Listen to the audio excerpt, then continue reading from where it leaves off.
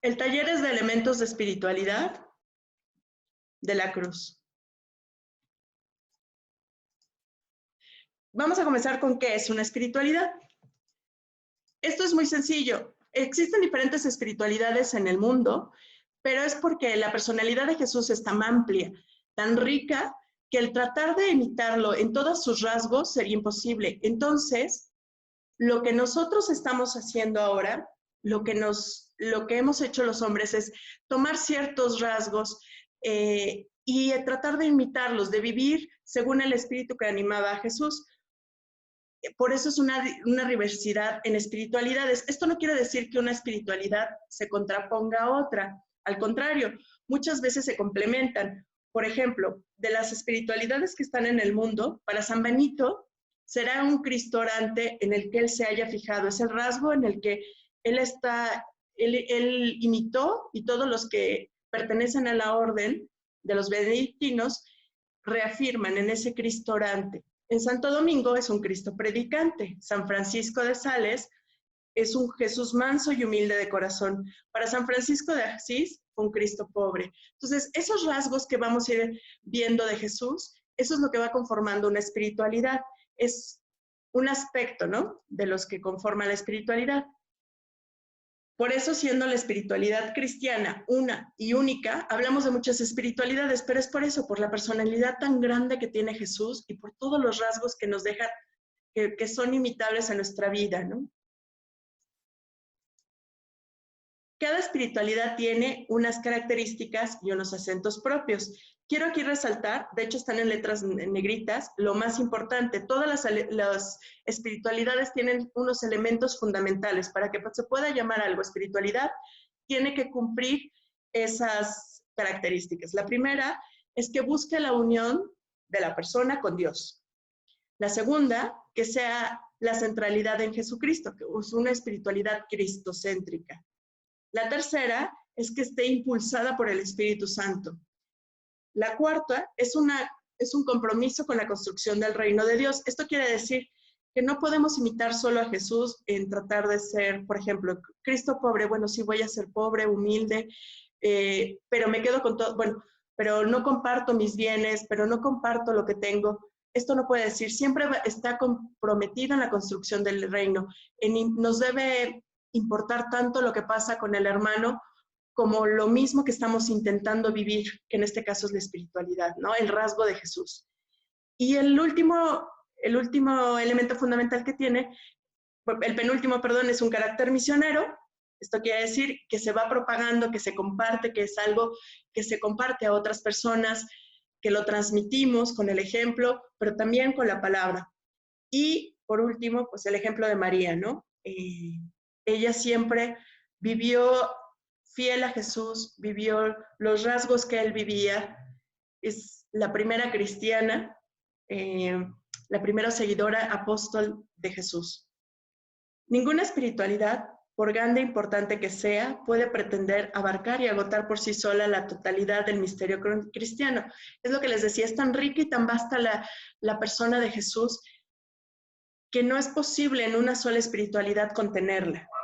Por lo tanto, no se contraponen, al contrario, todas las espiritualidades nos vamos complementando. Entonces, esto es muy bonito porque vamos construyendo el reino de Dios de esa manera, con pinceladas, algunos viviendo la pobreza de Jesús, otros vivimos la parte sacerdotal y victimal, otros intentan vivir un Jesús humilde, manso. Entonces, esto es lo bonito de la espiritualidad, de todas las espiritualidades que se van complementando. Quisiera proponerles este ejercicio personal, que se respondan, si alguien gusta responderlo en el chat, está padre, si no, que se respondan de manera personal estas 3 preguntitas. ¿A quién sigo? ¿Cómo le sigo? Y la última y no menos importante, ¿para qué le sigo?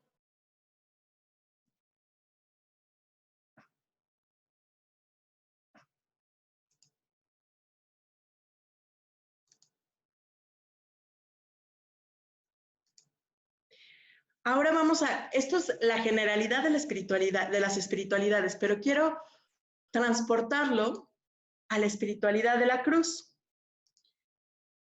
Nuestra espiritualidad sabemos que es la espiritualidad de la cruz vive dos rasgos, que es la parte de Jesús, sacerdote y víctima, pero también es compasivo y misericordioso. Entonces, a modo de síntesis, podríamos decir que lo central de esta espiritualidad es el seguimiento personal y comunitario. Ninguna espiritualidad se puede vivir ensimismada y única. Siempre es importante el apoyo de la comunidad. Lo vives personalmente, pero también tienes una comunidad, un grupo, alguien que pues tenemos varios movimientos dentro de la espiritualidad de la cruz que nos van acompañando, ¿no? O congregaciones o institutos que nos van acompañando en este vivir, que a lo mejor nos impulsan, nos dan tips de cómo poder mejorar en este camino de la espiritualidad de la cruz. Pero entonces es el seguimiento personal y comunitario de Jesucristo, sacerdote y víctima, que nos transforma, que el objetivo es transformarnos en Él, en Jesús, y extender el reinado del Espíritu Santo en el mundo. Quiero que veamos como estas 4 partes: seguimiento personal y comunitario, Jesús, sacerdote y víctima, que nos transforma en Él, y extender el reinado del Espíritu Santo. Y lo vamos a ir desglosando un poco. Recordamos que toda espiritualidad pone el acento en alguna dimensión de la persona y en el mensaje de Jesús. Está orientada a una misión en el mundo y buscamos a seguir de una manera concretita a Jesús, para así poder alcanzar la comprensión básica de la espiritualidad. Vamos a responder esas 3 primeras preguntas que hicimos a manera personal, pero ahora desde la espiritualidad de la cruz. Entonces, la primera es: ¿a quién seguimos como espiritualidad de la cruz? ¿Cómo le seguimos? ¿Y para qué le seguimos? ¿A quién seguimos? Pues a Jesús, sacerdote y víctima, ¿no? Ese es el perfil de Jesús que vamos a revisar en estas 4 sesiones. Es únicamente la parte de Jesús, sacerdote y víctima, ¿no? Sobre todo la parte que compartimos con él, la parte sacerdotal, que nos fue dada como uno de los regalos del bautismo. Recordemos que son 3: sacerdote, profeta y rey. Entonces, Jesucristo, sacerdote y víctima, que es a quien seguimos, el ser sacerdote significa reconocer que Él es el perfecto mediador entre Dios y los hombres. Algunas traducciones o significados dicen que el sacerdocio es un puente, ¿no? Un puente que comunica un lado con otro lado. En un lado está Dios, en otro lado estamos los hombres, ¿no? Y ese puente es el sacerdote. Y eso es Jesús justamente lo que hace. Nosotros, que tenemos un poquito más de conocimiento de la espiritualidad de la cruz, cuando hablamos de sacerdote, podemos pensar también en el sacerdocio bautismal, en un fiel siendo sacerdote, pero la mayoría de las personas, si nosotros decimos el término sacerdote o nos referimos a un sacerdote, piensan en el sacerdocio ministerial, que sí, también ellos son perfectos, bueno, que son mediadores entre Dios y los hombres, entre Dios y nosotros, pero nosotros también tenemos esa capacidad, nos las ha sido dada a todos los bautizados en el momento de nuestro bautismo y la hemos dejado un poco olvidada, ¿no? ¿Cuáles son esos principales rasgos de Jesús sacerdote? ¿Qué es lo que tenemos que ver? Porque recordemos que en el Antiguo Testamento también había otros sacerdotes que venían de la tribu de Leví, que eran separados, que no tenían tierra, que vivían de los demás, que ellos eran los puros. O sea, era una tribu especial de sacerdotes. De esa tribu salió una familia especial para convertirse en sacerdotes. Y de esa familia en especial había uno, ¿no? Que era el sumo sacerdote, o sea, era el más puro de todos. Pero aquí no, vamos a vivir el sacerdocio según Jesús.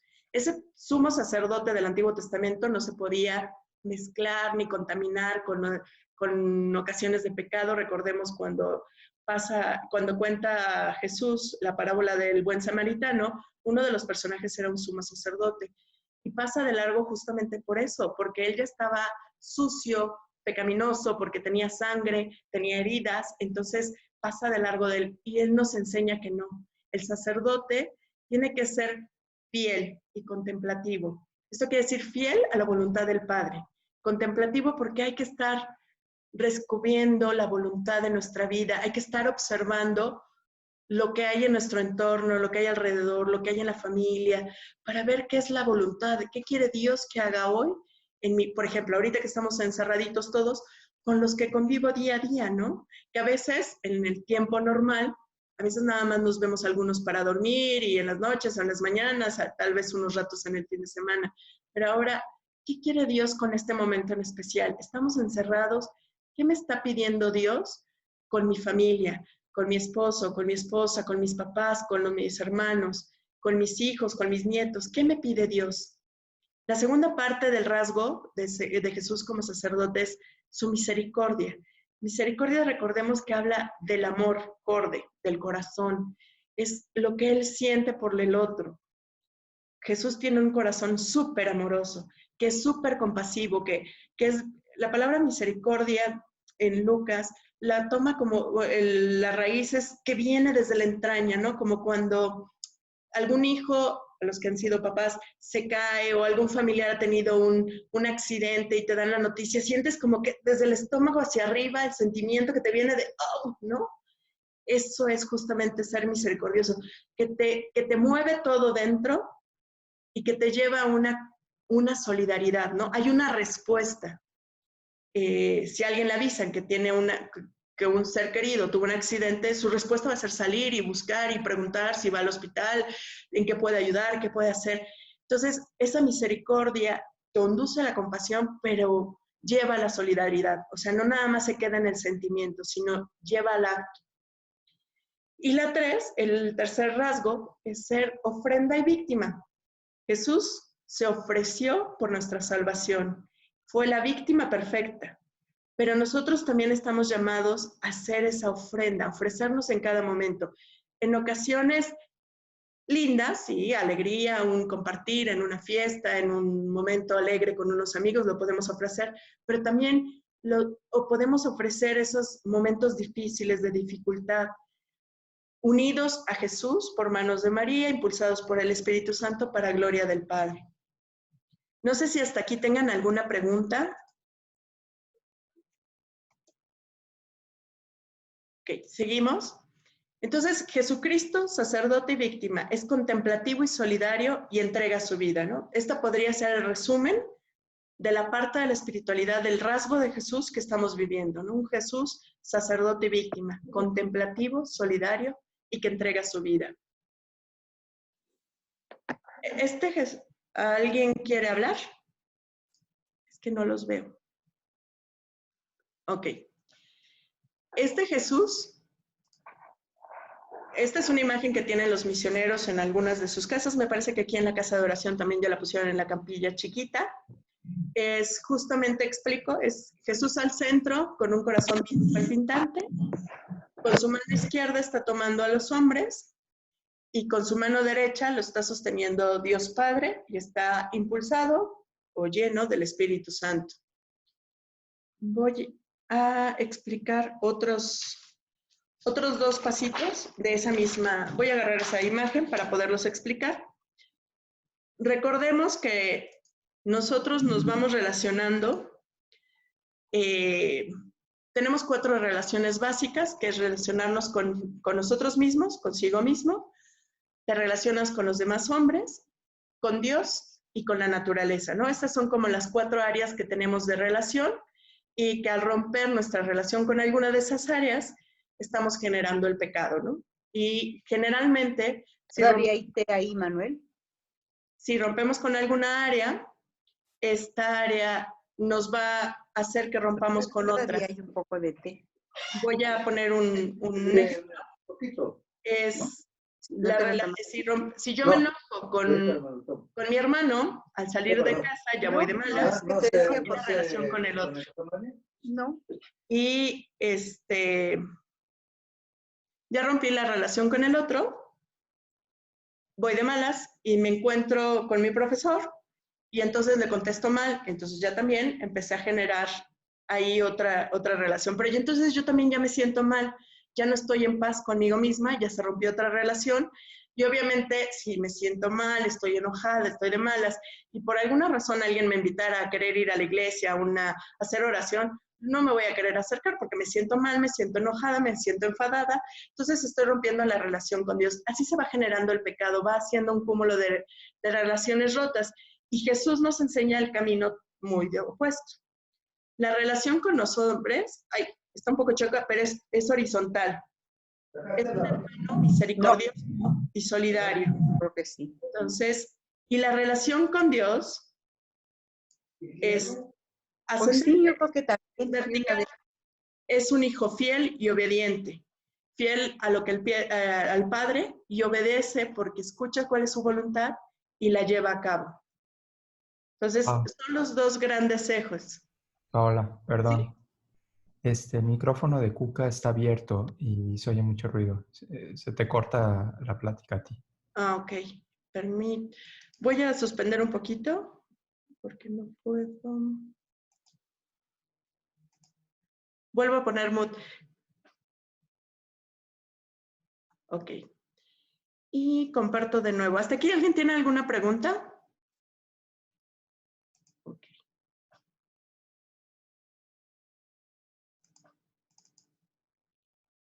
Entonces, aquí vemos la gráfica.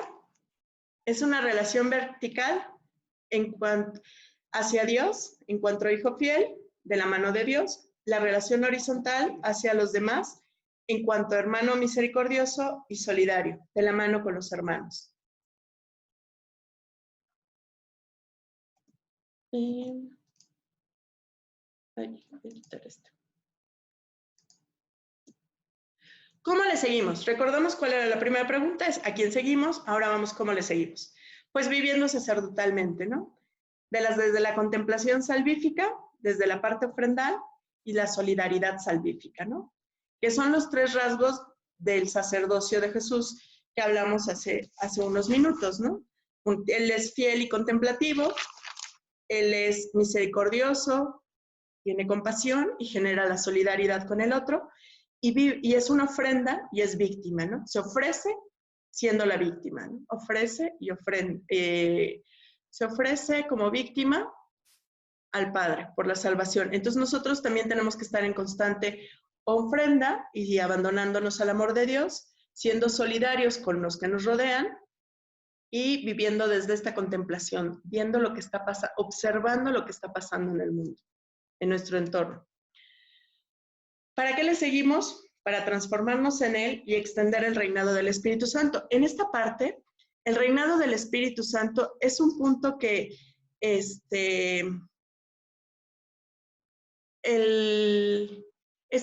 del reinado del Espíritu Santo es algo que Jesús le pidió a Conchita y justo para estos tiempos.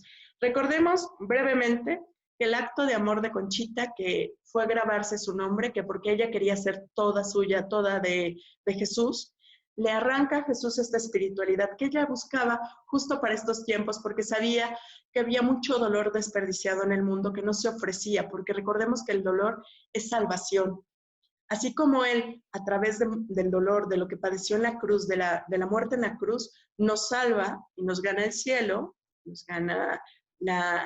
nos da esta nueva vida, Él sabe que nosotros no podríamos solos sin el Espíritu Santo, y es justamente esa parte, ¿no? Y quiere impulsar que el Espíritu Santo sea el que nos guíe en cada una de nuestras acciones, y esto es lo que debemos de vivir y propagar en la espiritualidad de la cruz. Bueno, aquí está la explicación, transformarnos en Jesús. Toda la espiritualidad es auténticamente católica, tiene que ser cristocéntrica. Es como lo decía Pablo, no soy yo quien vive en mí, sino es Cristo quien vive en mí, ¿no? Y aquí hay otra cita de Timoteo que también dice, entre Dios y los hombres no hay más que un mediador, Cristo Jesús, ¿no? Aquí habla de la parte sacerdotal. Y en Hechos nos dice Lucas, no hay bajo el cielo otro nombre dado a los hombres por el cual podamos salvarnos. Y en Juan nos dice, porque nadie va al Padre sino por Cristo. ¿Quién es el camino? Jesús. Y esta espiritualidad de la cruz es un camino, ya lo iremos viendo en estas sesiones. Así pues, transformarnos en Cristo, ser Cristo, ha de ser el ideal supremo de toda espiritualidad católica. Esta transformación en Cristo, a la cual todo cristiano debe tender, es dinámica y progresiva. Se inicia con nuestra incorporación a Cristo en el bautismo, confirmación según la disponibilidad y la correspondencia a la gracia. Va creciendo hasta llegar aquí en la tierra, a la unión de los místicos que llaman transformante. Y hay otros nombres. Justamente cuando la persona se va uniendo más a Jesús, en algunos santos le han dado el nombre de desposorios místicos. En el caso de Conchita no solo tuvo los desposorios, tuvo la encarnación, tuvo los desposorios, que es como el noviazgo. La hizo su esposa y además se encarnó en ella, o sea, vivió 3 etapas, que muy pocos santos, o de hecho la encarnación ningún otro santo hasta el momento lo ha vivido, ¿no? Que sepamos por la Iglesia.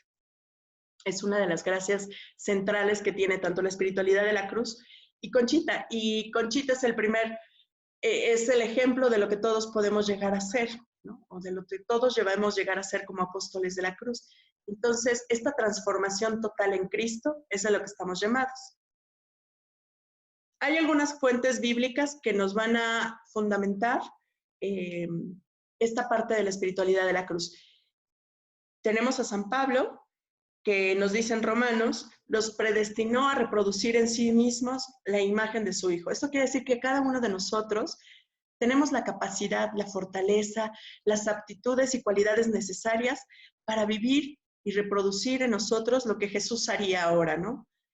Lo que realmente Jesús haría en nuestro lugar, en cada una de nuestras acciones, para ser la imagen de Jesús. San Pablo también lo dice en Filipenses, mi vida es Cristo, y la frase que ya les decía, vivo, pero ya no vivo yo, es Cristo quien vive en mí, que es de Gálatas. En San Juan, el apóstol San Juan, que le escribe a las iglesias de la provincia de Asia, les menciona en la primera carta, quien dice que permanece en él, o sea, en Jesús. Debe vivir como vivió en él. O sea, no podemos decirnos cristianos, seguidores de Jesús, si no vivimos como él. Que eso es mucho de lo que a veces los hermanos separados, los cristianos, los solo cristianos no católicos, nos dicen mucho, ¿no? De que no damos ese testimonio, que no vivimos congruentemente. Y que nosotros en el fondo también lo sabemos, ¿no? Que claro, es un proceso, pero es un proceso que sí se debe de ir notando un cambio, ¿no? Desde ahora somos hijos de Dios, también lo dice Juan en la primera carta, pero aún no se ha manifestado lo que seremos. Seremos cuando Él se manifieste, seremos semejantes a Él, porque lo veremos tal cual es. Esto quiere decir que cuando Él se nos va manifestando en estos encuentros que estamos llamados a tener con Cristo vivo, nos vamos a ir haciendo semejantes a Él. Por ejemplo, el asistir a la misa puede que no nos deje, el solo asistir no nos va a transformar, pero si de verdad vivimos la misa, la Eucaristía, recibimos a Jesús, no podemos salir de la misma manera que entramos a la misma. Algo debe de haberse movido en nuestro interior, en nuestra forma de ser, para mejorar y para ser mejorar siendo un poco más como Jesús, ¿no? Transparentándolo. Entonces, es una invitación bien importante a todos, pero sobre todo a los de la espiritualidad de la cruz, porque estamos llamados a eso, a hacer nuestra misa una vida y de la vida nuestra misa. En voz de Conchita, aquí hay unos textos, me voy a permitir leer uno para para que nos alcance el tiempo de leer los otros textos. De todas maneras, si gustan estos textos y más enriquecidos, los tengo y se los puedo mandar a cada uno en el mismo medio que me pidieron la liga. Se los puedo compartir con muchísimo gusto, junto con la liga de la siguiente semana.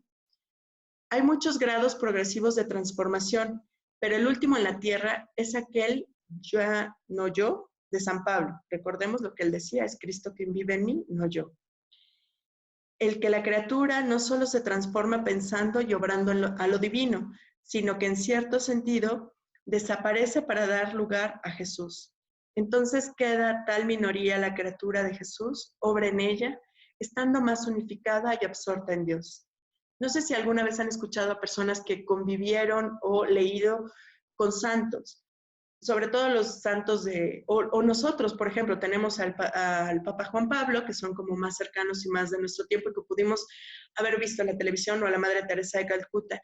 Sus miradas, su cara, sus actos son completamente distintos, no son iguales, son muy al estilo de Jesús.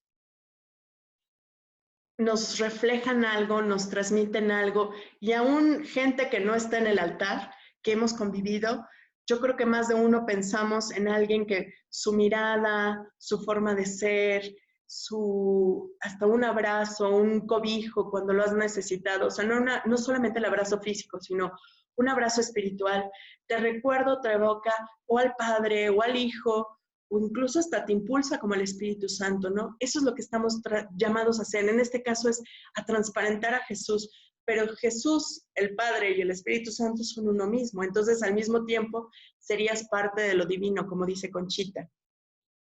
El Padre Félix también nos habla de esta parte, de ser como Jesús, sacerdote y víctima, ¿no? No fue menos explícito ni menos insinuante las apremiantes invitaciones que dirigió a sus hijos los misioneros del Espíritu Santo. Muy bien podemos hacerlos nuestras. Recordemos que a Félix, cada vez que Conchita le escribía o lo veía, le decía, Padre, hágase santo. Padre, hágase santo. Y estas palabras le calaron hondísimo, ¿no? Entonces, mucho de esto es justamente lo que comparte Félix. Vinieron a la congregación, les dice a los misioneros del Espíritu Santo, para transformarse en Cristo, ser cada uno un Jesús. En transformarse en Jesús consiste la perfección de un misionero. Los misioneros del Espíritu Santo deben ser formados de tal manera que cada uno más tarde, en el santo ministerio, o sea, en la Eucaristía, sea otro Jesús.